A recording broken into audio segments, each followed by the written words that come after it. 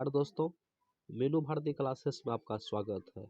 तो दोस्तों, हम 10th के हिंदी का जो गोधूली है उनका सारा का सारा ऑब्जेक्टिव ऑलरेडी जो है ये टेक्स्ट बुक से सॉल्व करने जा रहे हैं और आपके गाइड का आंसर गलत है यह भी साबित हो जाएगा इस वीडियो में। तो आप लोग वीडियो को शुरू से अंत तक देखिए और कौन सा आंसर गलत है उसका प्रूफ भी मैं आपको अंतिम में दिखा दूंगा। तो आप नंबर बाय नंबर देखते जाइए और बीच में कौन सा गलत है वह भी दिखा दूंगा। तो इससे पहले जो मेरा वीडियो है उसका लिंक मैंने डिस्क्रिप्शन में दे दिया है, आप उस वीडियो को भी देख सकते हैं और आप हिंदी को बहुत मजबूत बना सकते हैं और अच्छे से अच्छे से आप तैयारी कर सकते हैं। तो चलिए दोस्तों, हम बढ़ते हैं क्वेश्चन के आगे और ये मॉडल सेट 3 का बनाने जा रहे हैं। तो चलिए देख लेते हैं। भारत की राष्ट्रीय क्षमता का पूर्ण विकास किस व्यवस्था में संभव है? सामंतवादी व्यवस्था, पूंजीवादी व्यवस्था, समाजवादी व्यवस्था, इनमें से कोई नहीं। तो दोस्तों, इसका राइट आंसर हो जाएगा समाजवादी व्यवस्था में, क्योंकि समाज में जो है ना सबके हित के बारे में सोचा जाता है। तो समाजवादी व्यवस्था में हर एक चीज का विकास अच्छा से होता है और संभव भी है। चलिए, दध्योधन का संधि विच्छेद क्या है? दधिजोर उदन, दधिजोर ओदन, दधिजोर उदन, दधिजोर औदन। तो इसका राइट आंसर हो जाएगा दधिजोर ओदन, क्योंकि हर्षई जोर ओ बराबर यो का होता है। हर्षई जोर ओ बराबर यो का होता है, तो दधिजोर ओदन होगा। चलिए आगे पढ़ते हैं। व्यायाम का संधि विच्छेद क्या है? तो व्यायाम का पहले संधि विच्छेद कर लेते हैं। वी जोड़ आयाम होगा, वी जोड़ आयाम होगा। तो राइट आंसर है बी का वी जोड़ आयाम। और इसमें से अगर आपसे पूछ दे कि व्यायाम में कौन सा उपसर्ग है, तो उसका भी आंसर होगा वी। व्यायाम में कौन सा उपसर्ग है? तो वी। और व्यायाम का संधि विच्छेद तो वी जोड़ आयाम होगा। चलिए इसके आगे बढ़ते हैं। मैं आपकी शरण में आया हूँ, इस वाक्य में किस कारक की विभक्ति है? तो दोस्तों, हम लोग जानते हैं कि अधिकरण कारक की चीज जो है विभक्ति जो है में और पर होता है। अधिकरण कारक का विभक्ति चिन्ह में और पर होता है, तो में जो है अधिकरण कारक है। उसके बाद क्या है? डॉक्टर भीमराव अंबेडकर ने किस प्रथा को आर्थिक पहलू से खतरनाक माना है? तो ये जाति प्रथा को खतरनाक माना है कि जब तक जाति प्रथा रहेगी तब तक किसी का भला नहीं हो सकता है। जब तक जाति प्रथा रहेगी तब तक किसी का भला नहीं होगा, तो जाति प्रथा को खराब माना है। चलिए फिर आगे बढ़ते हैं। फिर क्या अगला नेक्स्ट क्वेश्चन।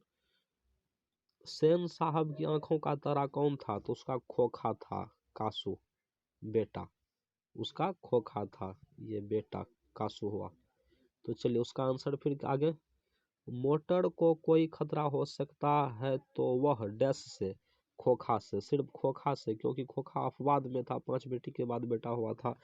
तो मोटर गाड़ी को या किसी घर में किसी भी सामान को खतरा था तो सिर्फ खोखा से था।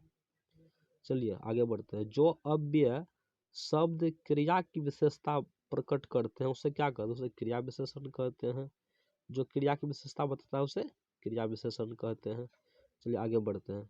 जिस निपात से तुलना की जाती है उसे कौन सा निपात कहा जाता है या कहलाता है?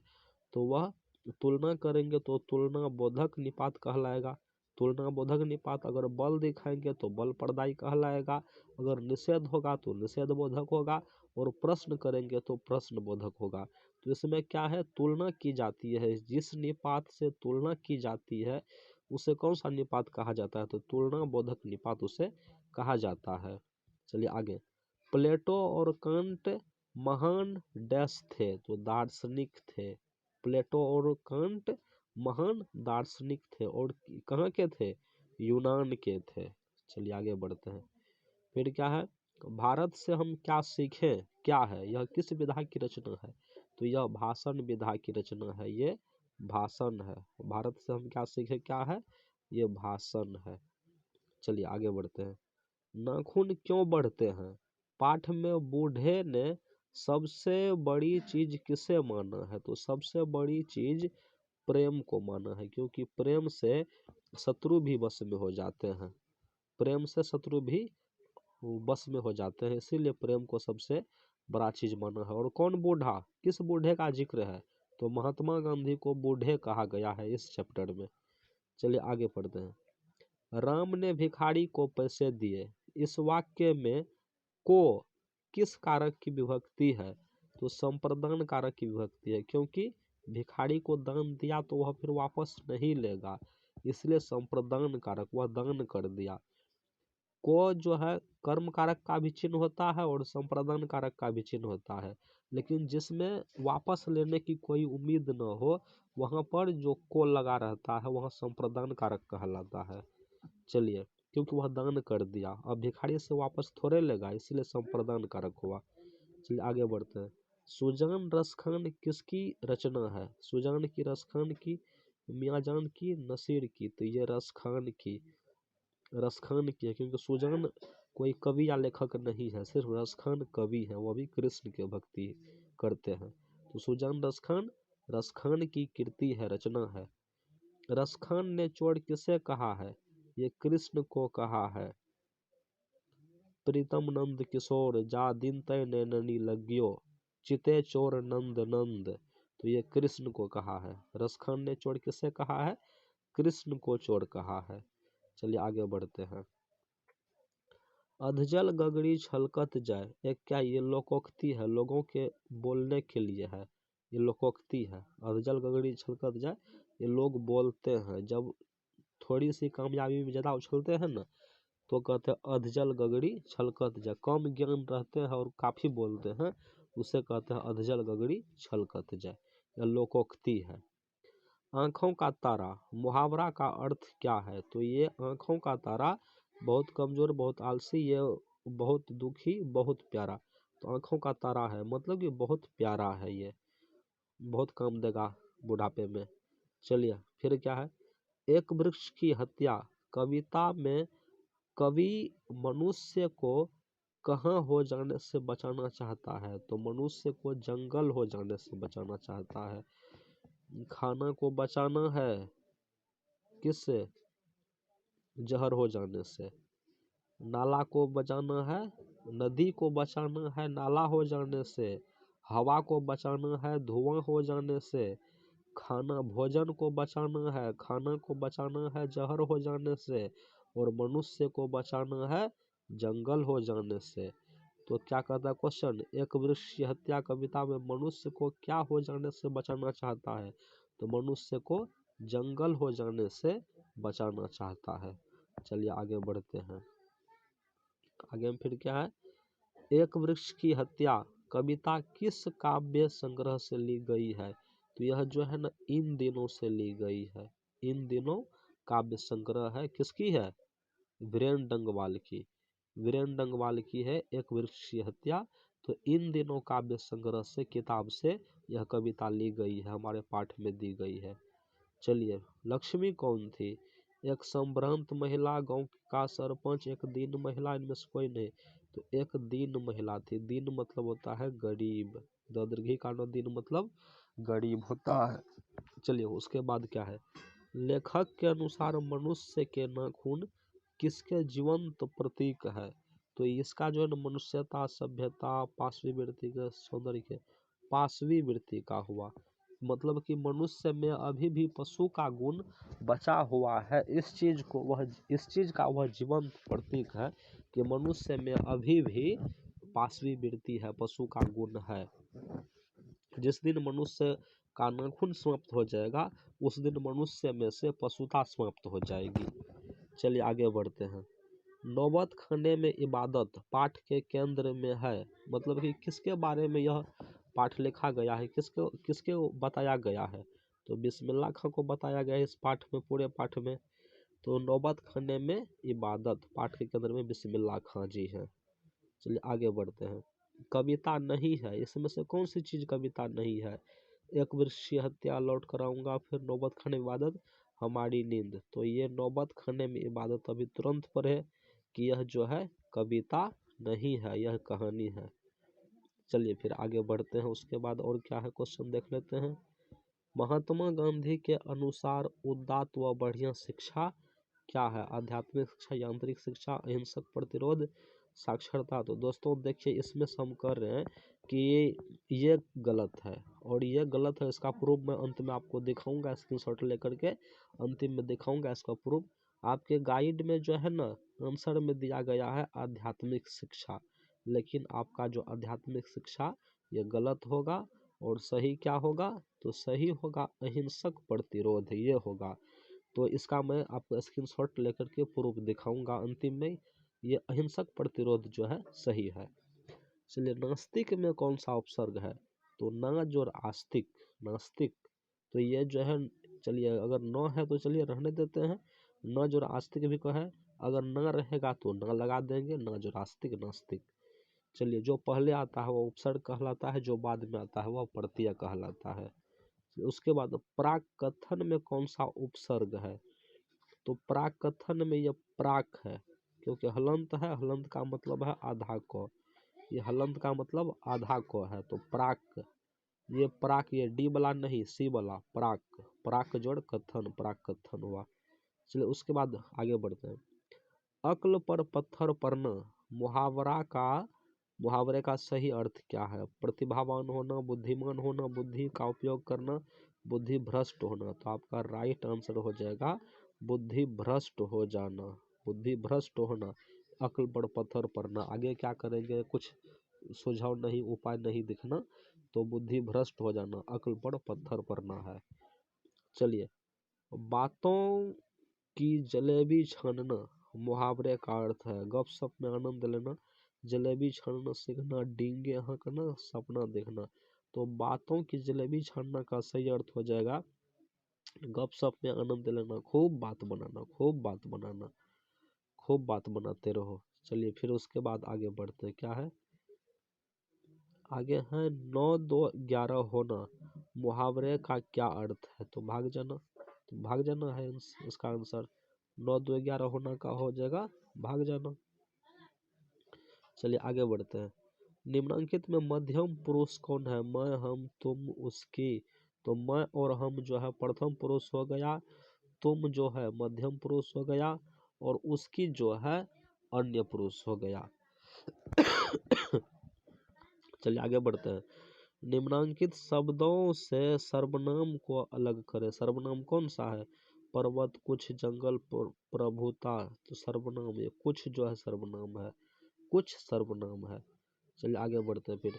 जीत जीत मैं निरखत हूँ पाठ्य साहित्य की विधा है। कौन सी विधा है? कहानी है, रिपोर्टाज है, भाषण है, साक्षात्कार है। तो ये जो साक्षात्कार है, क्योंकि पंडित बिरजू महाराज और रश्मि वाजपेयी में साक्षात बात होती है, और पंडित बिरजू महाराज अपनी सारी कथाएं बताते रहते हैं, अपनी सारा जीवनी जो है हालत बताते रहते हैं, तो ये साक्षात्कार है। आगे बढ़ते हैं। जातिवाचक संज्ञा का उदाहरण नहीं है, इसमें से गाय, नदी, शहर, विवेकानंद, इसमें से जातिवाचक कौन नहीं है? तो ये विवेकानंद जो है जातिवाचक नहीं है, ये जो है व्यक्तिवाचक है। तो चलिए दोस्तों आगे बढ़ते हैं। अगर आप लोग अभी तक मेरे चैनल को सब्सक्राइब नहीं किए हैं तो सब्सक्राइब कर लीजिए और बेल आइकन को प्रेस कर लीजिए, ताकि सारा नोटिफिकेशन आपको मिलेगा, सारा वीडियो आपको मिलेगा। चलिए आगे बढ़ते हैं। फिर क्या है आगे क्वेश्चन देख लेते हैं। निम्नलिखित में से संज्ञा का भेद है। संज्ञा का भेद इसमें से कौन है? तो ये व्यक्तिवाचक संज्ञा का भेद है, व्यक्तिवाचक जो है ना संज्ञा का भेद है। चलिए उसके बाद फिर आगे बढ़ते हैं। इन्हीं जयचंदों के कारण देश पराधीन हुआ। इस वाक्य में जयचंदों कौन सी संज्ञा है? तो जयचंद जो है ना यहाँ पर जातिवाचक हो गया, कि ऐसे ऐसे ही आदमी के कारण ना ये देश खराब हो रहा है, तो ये जातिवाचक है, उसका जो है ना एक अलग ही टाइप हो गया, वर्गीकरण एक अलग ही ढंग से हो गया। चलिए, गांधी जी को महात्मा की उपाधि किसने दी? तो अंबेडकर, द्विवेदी जी, ठाकुर जी। हाँ, तो ठाकुर जी, रविंद्रनाथ ठाकुर जी जो है गांधी जी की उपाधि दिए थे, पहले उसको बोले थे गांधी जी। आगे बढ़ते हैं। जन्म मरण में कौन सा समास है? द्वंद्व, द्विगु, तत्पुरुष, बहुव्रीहि। तो ये जन्म मरण में जो है ना द्वंद्व समास है, क्योंकि दोनों इसका प्रमुख है, दोनों खंड जो है ना, दोनों भाग इसका प्रमुख है, इसलिए द्वंद्व है। न जन्म कम है न मरण कम है, दोनों सत्य है, इसलिए द्वंद्व है। विद्यानुराग कौन समास है? द्विगु, अव्ययीभाव, कर्मधारय, तत्पुरुष। तो ये जो है ना, ये तत्पुरुष समास है, क्योंकि इसका जो है ना प्रथम खंड प्रधान है। तो विद्या से अनुराग होना, विद्या से अनुराग होना ये होता है विद्यानुराग। तो इसका जो है ना तत्पुरुष समास होगा। चलिए फिर आगे बढ़ लेते हैं हम लोग। आगे में क्या है क्वेश्चन? विनोद कुमार शुक्ल किस कृषि विश्वविद्यालय में एसोसिएट प्रोफेसर थे? संजय गांधी, राजीव गांधी, फिरोज गांधी, इंदिरा गांधी। तो इसका राइट आंसर हो जाएगा आपको इंदिरा गांधी में थे। ये इंदिरा गांधी में एसोसिएट प्रोफेसर थे। आगे बढ़ते, नीरव का संधि विच्छेद क्या है? नी जोर रब, नी जोर रब, निह जोर रब, नी जोर, ये निह जोर रब होगा। विसर्ग के बाद अगर र रहेगा और विसर्ग के पहले अगर ह्रस्व ई रहेगा तो वह दीर्घ ई में बदल जाएगा। अगर और रहेगा तो आ में बदल जाएगा। ह्रस्व उ रहेगा तो दीर्घ उ में बदल जाएगा। तो निह जोर रब, क्योंकि विसर्ग से पहले हर्षई है और विसर्ग के बाद र है, तो ये विसर्ग के स्थान पर ह्रस्व ई की जगह पर दीर्घ ई हो जाएगा। चलिए आगे बढ़ते हैं। प्रत्येक का संधि विच्छेद प्रति जोर एक होता है, प्रति जोर एक होता है प्रत्येक का संधि विच्छेद। संतु अचानक क्या लेकर भाग गया? ये तो मछली लेकर भाग गया था। अगर आप लोग किताब को लाइन बाय लाइन पढ़े रहेंगे तो डायरेक्ट एक ही बार में आंसर लगा देंगे, ये इतना पढ़ने का कोई जरूरी ही नहीं है। संतु अचानक क्या लेकर भागा था? तो मछली लेकर भागा था। शंभू महाराज बिरजू महाराज का कौन थे? तो चाचा जी थे। अगर आप लोग किताब को लाइन बाय लाइन पढ़े होंगे तो बहुत अच्छी तरीके से जानते होंगे, चाचा जी थे। ऐसा नहीं है दोस्तों कि मैं आंसर दे के बोलते जा रहा हूँ, ऐसी बात नहीं है। मैं बच्चों को 5 साल से पढ़ाते आ रहा हूँ, इसलिए उतना मुझे अनुभव हो गया है कि हाँ उसका आंसर क्या होगा। मैं बच्चों को लाइन बाय लाइन पढ़ाता हूँ तो खुद भी नॉलेज हो गया उतना। चलिए आगे क्या है?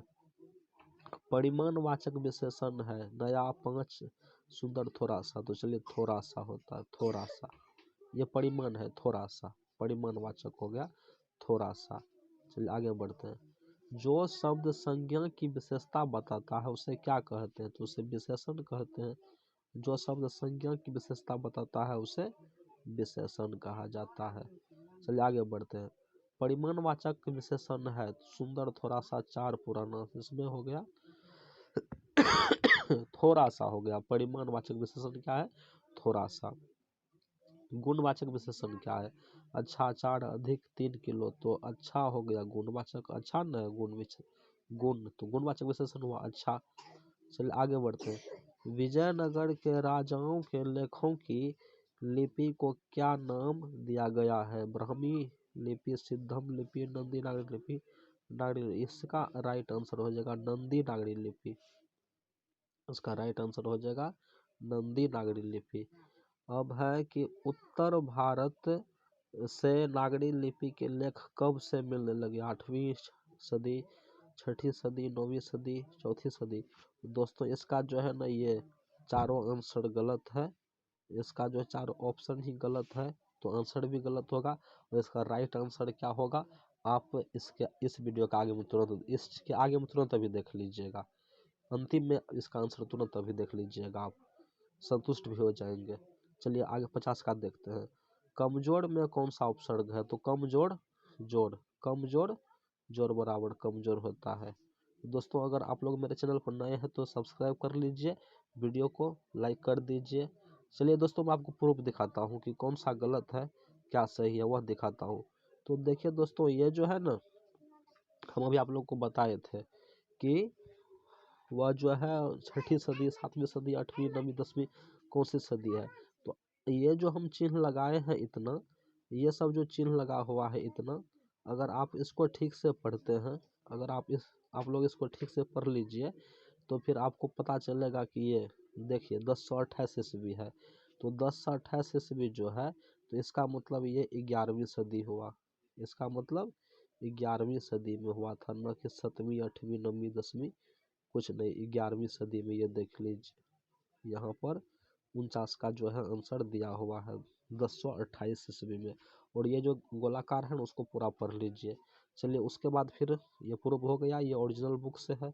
चलिए आगे हम फिर बढ़ते हैं। ये देखिए शिक्षा और संस्कृति चैप्टर से लिया गया है कि 24 नंबर का जो क्वेश्चन था तो उसका आंसर गलत था। यहाँ पर है सीधा सीधी, अहिंसक प्रतिरोध सबसे उदात्त और बढ़िया शिक्षा है। अहिंसक प्रतिरोध सबसे उदात्त और बढ़िया शिक्षा है, तो यहाँ का आंसर हो जाएगा क्या, अहिंसक प्रतिरोध में मैंने चिन्ह लगाया था, जो कि आप लोगों को प्रूफ देख लिया आप लोग, साबित हो गया। दोस्तों अगर आप लोग इसी तरह से ओरिजिनल ज्ञान पाना चाहते हैं तो मेरे चैनल को सब्सक्राइब कीजिएगा, वीडियो को लाइक कीजिएगा और आगे आपके जैसा कोई स्टूडेंट है तो उसके पास शेयर कीजिएगा। तब तक के लिए जय हिंद, जय भारत।